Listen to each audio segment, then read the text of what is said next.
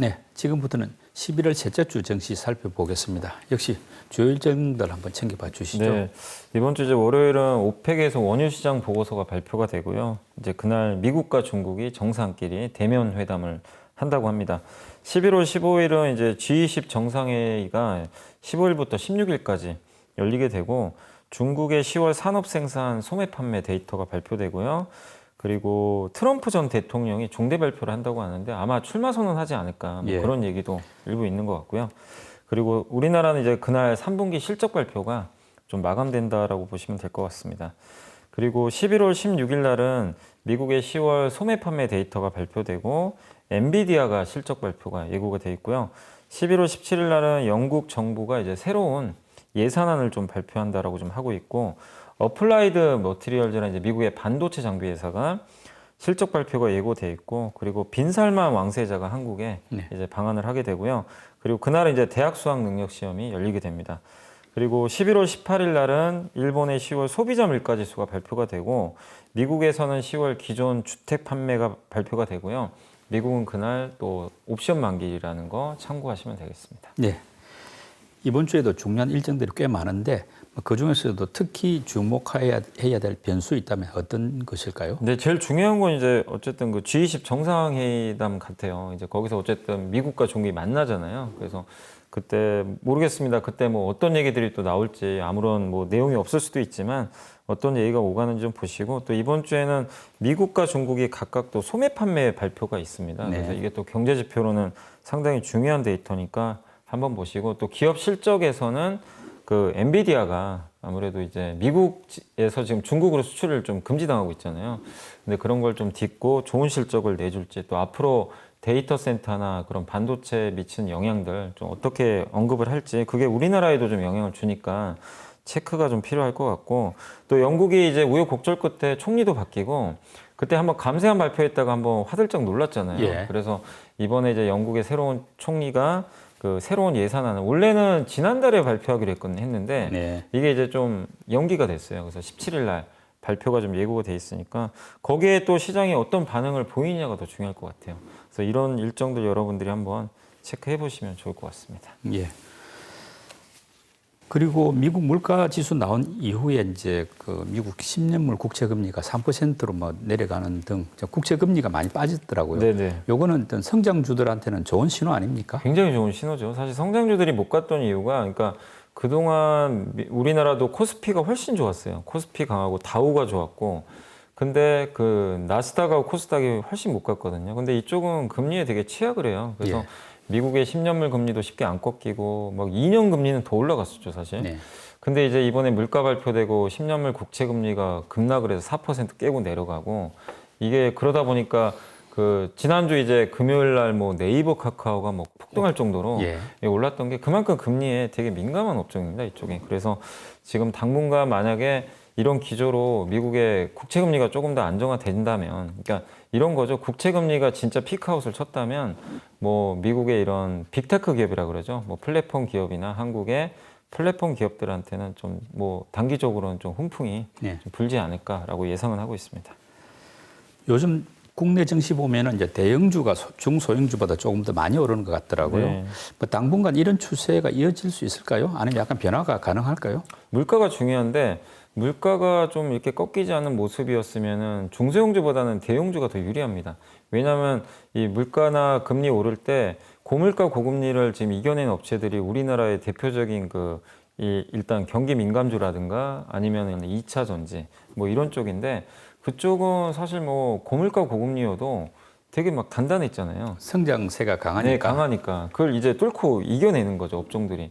그래서 물가가 안 꺾였으면 그쪽이 아마 계속 강했을 거예요. 근데 변수가 생겨버렸죠. 이제 물가가 갑자기 생각보다 더 급격하게 꺾이니까 이러면 사실 그 중소형주하고 그 흔히 말하는 코스닥의 성장주들이 힘을 받기 시작합니다. 그리고 워낙 아시겠지만 이 중소형 성장주나 뭐 네이버 카카오도 마찬가지인데 공매도가 너무 많았어요, 사실. 근데 이런 것들에 대한 이제 환매가 좀 더 들어오겠죠. 쇼 커버링 같은 게. 그래서 단기적으로는 조금 더 그 중소형주도 좀 힘을 저는 받지 않을까라고는 보고 있습니다. 그러면 12월 정도 돼서 이제 본격적인 쇼커버링이 나온다고 할 때 약간 뭐 수혜가 예상되는 그런 업종이나 종목을 좀 살펴볼 수 있을까요? 제일 많이 빠진 거죠. 사실 공매도가 제일 많았던 게 셀트리온 같은 바이오 쪽 있잖아요. 항상 좀 많았고, 그다음 중국 소비주 되게 많았어요. 예. 공매도가. 아까 아모레 예, 정말 많았습니다. 워낙 안 좋게 보다 보니까 그쪽도 좀 오를 것 같고, 그리고 뭐 인터넷 게임도 정말 많거든요. 막 네. 이 크래프톤이나 뭐 이런 거 보면 많은데, 그런 쪽이 워낙 많았기 때문에 이제는 좀 돌려주겠죠. 그리고 그 공매도를 올해 내내 했던 세력들 같은 경우는 이쪽이 주가들이 워낙 빠져 있어가지고 아마 차익 실현 욕구도 좀 생길 가능성은 있어요. 그래서 아마 낙폭과대주 있죠. 예. 낙폭과대 흔히 성장주 네. 이쪽에서 아마 쇼커버링이 더 활발하게 나오지 않을까 예상은 하고 있습니다. 예, 좀 지켜봐야 될 것 같습니다. 네.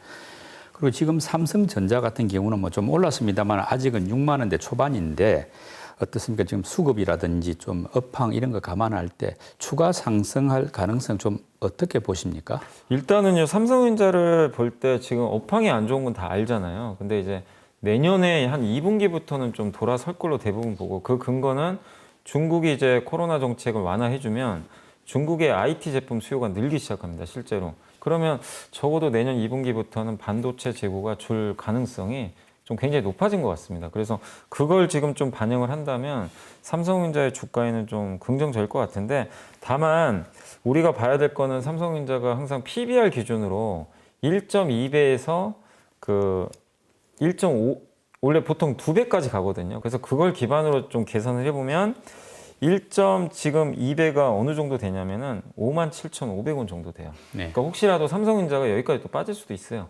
왜냐면 거기가 하단부니까. 네. 좀 뭐 또 상황이 안 좋아지면. 그래서 거기를 저점으로 보는 게 맞는 것 같고, 지금 주가는 한 1.3배 정도 됩니다. 1.3배니까 완전히 바닥이다. 그건 아닙니다. 근데 보통 업황이 이제 개선되는 거, 중국도 좋아지고 유동성도 증가하고 이 사이클이 내년에 오면은 1.5배까지인 가요. 1.5배를 계산해 보니까 76,500원이 나옵니다. 네. 그래서 57,500원을 좀 저점으로 하셔가지고 네. 76,500원까지 가는 그림은 내년에 나올 수 있다. 예. 다만 이제 우리가 원하는 8만 원 가려면요, 이게 뭔가 다른 이벤트가 하나 있어야 돼요. 그 파운드리 쪽에서 네. 뭐 새로운 고객사가 나온다거나, 그럴 때는 8만 전자 가능한데, 그게 아니고서는 어쨌든 1.2배랑 1.5배 사이에서 좀 등락을 거듭하지 않을까. 예. 이렇게 좀 예상을 하고 있습니다. 뭐 또 다른 국민주라고 할 수 있는 게 이제 네이버하고 카카오인데 인터넷 대표주. 지금 금요일 날 좀 회복은 했다고 하지만은 네. 우리가 뭐 갈 길이 꽤 멀지 않습니까? 네네. 지금 앞으로 어떤 추가 상승, 본격 상승을 할 수 있으려면 어떨까요? 뭐 조건이라든지 시기를 좀 생각할 수 있을까요? 그러니까 어쨌든 이제 1차 반등의 조건은 확실히 나왔죠. 미국의 물가가 꺾이면서 긴축기조가 완화되는 게 그게 1차 반등 사이클이거든요. 네. 근데 그건 시작이 됐기 때문에 어느 정도 밸류에이션 회복은 가능을 해요. 근데 그것만 가지고 주도주가 되고 추세 상승은 어려운 게, 추세적인 상승이 나오려면요, 미국이 실제로 금리 인하까지 해줘야 돼요. 근데 금리 인하는 지금 보면요, 내년 말 정도입니다. 지금 시장이 예상하는 건 내년 한 4분기엔 금리 인하 할 것 같다. 근데 아직 좀 남아 있잖아요. 그래서 이번 반등은 단기 반등으로 보는 게 뭐 현실적이다. 그리고 두 번째가 추세적으로 가려면은 네이버, 카카오가 각각 해결해야 될 게 있어요. 왜냐하면 지금 이번에 쿠팡 실적은 되게 좋았는데, 쿠팡이 잘 나왔다는 건요, 네이버한테는 또 되게 안 좋은 뉴스예요. 경쟁사니까. 경쟁사거든요. 그만큼 이제 쿠팡이 돈을 벌기 시작했다는 여유가 생기고, 그래서 이제 네이버가 지금 굉장히 둘이 지금 경쟁이 심한데, 이 쿠팡 쪽이 점점 점유율이 올라가거든요. 예. 그럼 또 마케팅비 또 써야 돼요. 그래서 이 네이버의 좀 딜레마가, 이 점점 만약에 쿠팡 쪽에 좀 밀리게 된다라면은 이 수익성도 좀 챙겨야 되는 구간에서 점유율 경쟁을 또 하게 되면 수익성이 또 우려가 되거든요. 그래서 이거를 그 네이버 경영진이 어떤 좀 해법을 들고 나올지 거기에 대한 좀 확인이 필요하고, 또 한 가지가 해외 성과까지 좀 확인을 해봐야 됩니다. 그래서 그 두 가지에 대한 좀 우리가 확인 과정이 필요하기 때문에 아직 좀 추세적인 상승이 좀 어려울 것 같고, 카카오는 무엇보다 다른 걸 떠나서 다시 다 회복을 했더라고요. 그 카카오뱅크도 지금 사용자가 2천만 명 예. 다시 넘어섰고, 지금 카카오톡 쓰시던 분들 잠깐 이탈했다가 다시 다 들어왔는데, 중요한 건 신뢰 회복이죠. 뭐 카카오는 뭐 워낙 신뢰를 많이 잃어버린 지금 회사다 보니까, 그래서 이거를 그 카카오 경영진들이 뭐 돈 버는 것도 중요하지만 국민의 신뢰라든가 주주의 신뢰를 어떻게 회복할지 예. 그 플랜을 짜서 저는 반드시 커뮤니케이션 해야 된다고 생각하거든요. 근데 아직 그런 액션이 안 나오고 있잖아요. 아직까지는. 예. 주주 가치를 좀 네, 올릴 챙겨주는 수 모습이 있는. 있어야 되겠네요. 네, 그러니까 상생을 하고 네. 주주 가치 진짜 많이 훼손이 됐잖아요. 이런 부분에 대한 얘기를 좀 명확하게 해줘야 저는 좀 우리가 원하는 그 추세적인 상승 그게 좀 가능하지 않을까. 그래서 바닥을 찍었고 이제 1차 반등은 나오겠지만 2차 상승이 나오기 위해서는 좀 조건들은 좀 아직 필요하다 이렇게 말씀드리겠습니다. 네. 미국의 10월 물가지수 발표 이후에는 이제 시장에 큰 변수는 없고 약간 안정 국면에 접어든 셈인데 이런 상황에서 11월 중순 이후에 좀 주목해야 될 만한 업종이 있다면 어떤 쪽일까요? 일단 이제 저는 뭐 여전히 좀 소외된 업종들 보는 게 맞는 것 같아요. 그러니까 네. 2차 전지 안에서도 상대적으로 못 오른 업종이 있다면 특히 제가 그 지난 그 토요일 날에 한번 그 배터리 관련된 보고서 한번 소개 또 해드렸잖아요. 네. 거기서 보면 광물 관련된 기업들은 아직까지는 그렇게 많이 못 올랐거든요. 그리고 장비 회사들, 그러니까 2차 전지 내에서도 상대적으로 못 오른 걸 한번 좀 주목을 해보자. 그래서 지금은 좀 소외된 기업들에 대해서 좀 주목을 하시되 그 소외된 기업이 내년에 모멘텀은 있어야 돼요. 그냥 뭐 단지 가격 빠졌으니까 투자하자 이거는 아닌 것 같아요. 그럼 그건 그냥 단기 매매예요, 사실은. 그렇기 때문에 그걸 보시고 그래서 그런 또 대표적인 업종 중에 하나가 저는 반도체 장비. 네, 반도체 장비 좀 좋게 보고 자동차에서도 자동차가 지금 이제 전장화 되잖아요. 전동화 부품 만드는 회사들이 또 몇 개 있거든요. 그런 쪽도 근데 그쪽이 올해 뭐 실적이 안 좋아가지고 주가들 좀 많이 빠졌었어요 그동안. 그 전동화 부품은 주로 전기차 쪽입니까? 아니면 전기차 쪽이죠. 예. 예, 그러니까 배터리와 관련된. 그리고 나중에 이제 확장이 되는 게 자율주행 쪽까지도 확장은 되는데 대부분 이제 전기차 이쪽과 관련된 부품들 만드는 회사들이 좀 있으니까 한번 체크를 해보시고 그 다음에 내년도에 좀 업황 좋아질 건 저는 MLCC 같아요. 예. MLCC가 자동차로 들어가는데 아까 잠깐 말씀드렸지만 중국의 스마트폰 좀 팔리면 MLCC가 좀 업황이 회복되거든요. 이런 쪽도 좀 보시면 좋겠고 그리고 이제 좀 최악을 좀 지나가는 거는 저는 실적 좋고 좋은데 너무 좀 투자 심리가 안 좋아서 눌린 업종이 은행주들 돈 많거든요, 사실은. 예. 위기 국면이라고 하지만 그리고 무엇보다 이제 연말 배당도 굉장히 두둑하기 때문에 고배당 은행주도 한번 주목할 필요가 있는 것 같습니다. 지금 금융투자세 부과 문제 이게 지금 이슈가 되어 있는데 증시에서 논란이 되고 있는 내용부터 한번 정리해 주시죠. 금융투자세를 하지 말라는 의견보다는 유예해달라. 네. 지금 이렇게 환경이 안 좋은데 이렇게 뭐 경기 침체인데 어쨌든 이거 세금 걷는 거잖아요. 결론은. 그럼 세수면 사실 또 이거는 굉장히 강한 긴축 중에 하나거든요. 그러니까 이런 상황에서 굳이 세금까지 걷어야 되겠냐. 네. 이런 좀 얘기가 계속 나오고 이건 이제 뭐 당연히 그 정부 여당에서도 계속 주장을 하는 거고 개인 투자분들도 마찬가지로 얘기를 하고 있고 또 그 옛날에 대만이 양도소득세 도입하려고 했다가 뭐 주가가 그냥 단기에 30% 폭락한 적이 있거든요. 아, 그런 사례가 있었어요. 그래서 도입 안 했거든요, 대만은. 그래서 이렇게 좀 증시가 안 좋은 상황에서 도입까지 하면 도대체 개인 투자분들은 어떻게 지금 감당을 하냐. 그리고 이제 약간 이제 그런 논의가 있어요. 그러니까 이 민주당에서는 그래도 이거를 왜 좀 자꾸 강행을 하려고 하냐면 일단 소득 있는 곳에 과세해야 된다. 예. 이 원칙이 있고 또 이미 여야 합의하에 이거 만들어진 법안 아니냐. 네. 그래서 특별한 일 아니면 어쨌든 해야 된다. 그리고 이거를 만약에 도입을 유예했을 때 누가 혜택을 받느냐. 그러니까 민주당 측에서 얘기하는 거는 이거 부자 감세 아니냐. 왜냐면 5천만 원 이상 1년에 버는 사람은 1.6%래요. 네. 그럼 이 사람들만 혜택되는 거 아니냐. 아, 이런 논리를 들어서 또 그냥 그러니까 유예가 아니라 원한대로 가야 된다. 예. 이런 논리인데 또 여기에 대해서 이제 많은 분들이 반박을 하는 이유 중에 하나는 그 5천만 원을 벌었던 사람들은 굉장히 또 큰 손들이 많아요. 그렇죠. 그럼 이 사람들이 주식 다 팔고 나가면 네. 누가 피해 보겠어요? 결국은 개미 개인 투자자들이 투자, 특히 중소형주는 엄청난 예. 피해 볼 수도 있거든요. 그러니까 이제 너무 그 부자 그 감세라는 그것 때문에 그분들한테만 혜택이 가는 그거보다도 그걸로 인해서 다른 그 시장 수익주들은 전체가 피해를 보는 약화되죠. 예. 예, 이걸 또 너무 간과한 거 아니냐. 아. 그래서 유예를 해야 된다. 그리고 아직은 우리나라는 제도적으로 좀 더 개선할 것도 많고 그리고 5천만 원에서 이게 끝날 게 아니라 제일 우려하는 게 나중에 미국처럼 250만 원까지 낮추면 어떡하나. 아, 이걸 또 개인 투자는 되게 두려워하세요. 그러니까 지금은 5천인데 시작은 5천이지만 작게 시작하지만 예. 나중에 다 확산될 수 있죠. 예, 그러면 이제 뭐 그냥 다 내야 되는 거죠, 사실상. 그리고 또 한 가지 좀 약간 쟁점이 사실 계좌를 여러 개 쓰시잖아요. 예. 대표 계좌 말고요. 만약에 내가 한 5개 쓰는데 대표 계좌 하나 빼고 나머지 4개는요. 증권사가 다르잖아요. 무조건 그거는 원천 징수를 해버려요. 거기서 소득이 나면은 바로 떼가 버립니다. 그럼 나중에 내가 그걸 돌려받으려면 다시 또 신고를 또 해줘야 돼요. 복잡하네요. 복잡하고 그 원천 징수를 한다는 것 자체가 내가 돈 번 게 그냥 바로 없어져 버리거든요. 일부 세금이 바로 나가니까 복리 효과가 없어져 버려요. 아예. 그렇기 때문에 거기에 대해서도 이제 개인 투자분들의 지금 불만이 굉장히 좀 큰 상황입니다. 근데 지금 우리가 세금을 안 내는 게 아니고 이제 거래세를 내지 않습니까? 거래세 내죠. 내는데 이제 양도세 일종의 소득세를 내는 셈이니까 약간 이중과세 아니냐 이런 논란도 있는데 그 부분은 뭐 이런 세금 제도 새로 생겨도 별 문제가 없나요? 이중과세죠, 당연히. 그러니까 어떻게 보면 대부분 제가 알기로는요. 그 이렇게 양도세 부과하는 나라들은 거래세가 없는 걸로 대부분 알고 있어요. 예. 우리나라는 지금 만약에 이걸 도입하면 이제 지금 거래세가 0.23%로 알고 있는데 이거 예. 0.15로 낮춰져요. 예. 근데 내는 건 내는 거잖아요. 예. 그래서 이제 민주당 측에서도 그때 기사를 보니까 이게 뭐 개인 투자한테 오히려 유리하다는 식으로 막 언급도 하시던데 왜냐하면 세금을 낮춰주니까. 그렇지만 이건 이중과세거든요, 명백하게. 네. 그래서 만약에 이게 그 도입이 된다면 거래세는 사실 하면 안 되죠. 당연히 0%로 저는 가는 게 맞다고 좀 생각하고 있거든요. 그래서 네.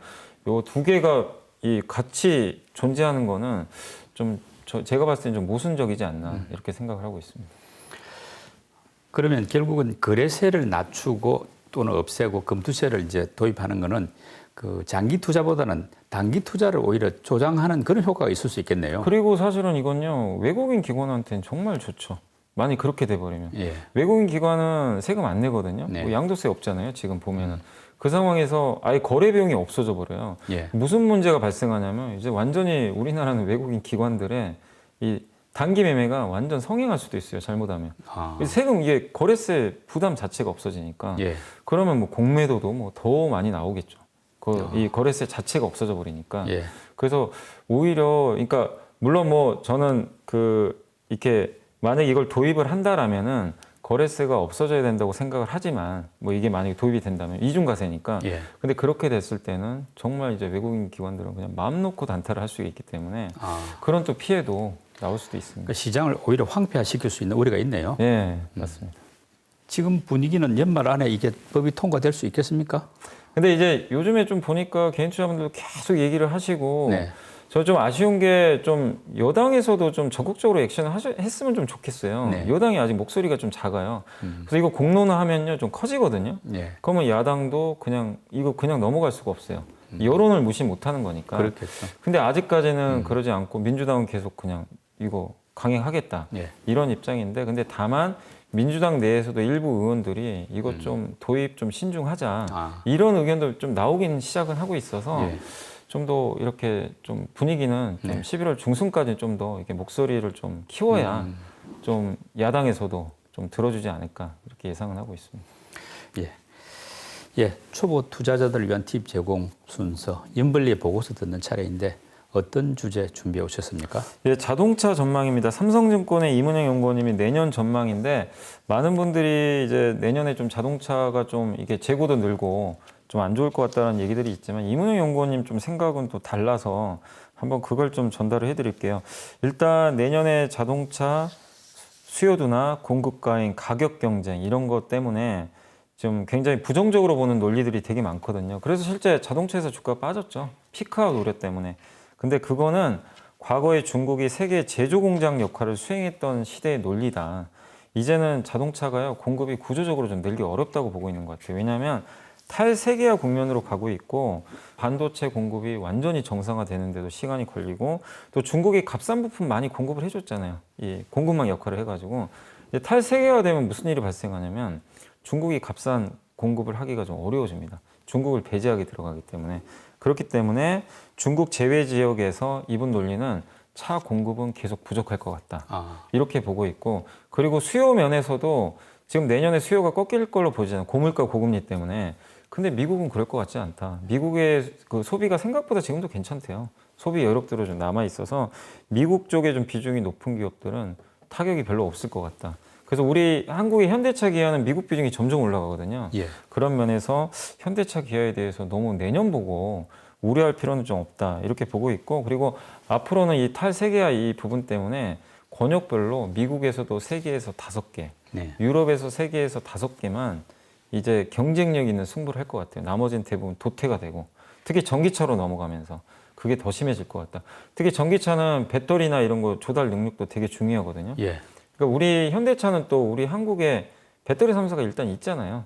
그런 면에서도 유리하거든요. 그래서 그런 좀 수혜를 좀 받을 수 있을 것 같아서 좀 다른 좀 이 자동차 전망과 좀 다르게 이번은 좀 내년도에 대해서는 좀 우리 한국의 완성차에 대해서 좀 긍정적으로 좀 보고 있는 것 같고, 특히 내년에 그 기아 EV9이 나오거든요. 예. 그 SUV 전기차인데 이걸 좀 기대를 많이 하고 있는 것 같아요. 그래서 가격도 굉장히 좀 비싼 편입니다. 이게 7만 달러 정도 된대요. 굉장히 고사양 제품인데 이게 이제 내년에 좀 미국에서 좀 잘 팔린다면 또 기아의 또 가치도 레벨업 되겠죠. 그래서 일단은 이분 같은 경우 현대차 기아에 대해서 좀 긍정적으로 보셨고, 기아를 좀 상당히 긍정적으로 보고 있고요. 그 다음에 마지막으로 부품사 쪽에서는 북미하고 인도 비중이 좀 높은 회사를 좀 보래요. 아. 중국하고 유럽보다는 거기는 아직은 좀 약하니까, 그래서 북미 인도 비중이 좀 높고, 그리고 아까도 제가 잠깐 말씀드렸지만 전동화 부품 비중이 예. 높은 그런 회사를 좀 꼽아주셨는데, 그래서 부품사는 현대모비스, SL, 화신, 성우화이테 이렇게 좀 4개를 꼽아주셨고, 그중에 탑픽은 SL로 좀 꼽아줬으니까 한번 자동차 투자하신 분들은 이런 좀 새로운 내용도 한번 참고하시면 좋을 것 같습니다. 미국 중간 선거와 10월 물가 지수가 발표된 이후에 불확실성이 해소되면서 글로벌 증시 전망이 다소 나아진 것도 같습니다. 지금부터는 돌발 변수 조심하면서 연말 증시에 잘 대응하면 될 것 같습니다. 연블리의 비밀로또 오늘 순서 마칩니다. 임 이사님 수고 많이 하셨습니다. 네, 감사합니다.